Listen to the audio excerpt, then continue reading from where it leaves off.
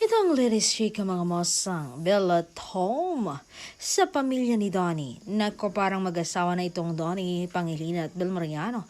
Misto lang sina Donnie at Bel ang inaabangan sa lahat ng party ng Pangilinan Patriarch. Si Bel nga ay very comfortable rin na makihalubilo sa mga angkan ni Donnie. Siyempre, kitang-kita rin naman kung gaano ka-close si Bel sa pamilya ni Donnie. Maya, nagkomento pa nga ang mosang na at home talaga ang dalaga sa pamilya ng mati ni Idol.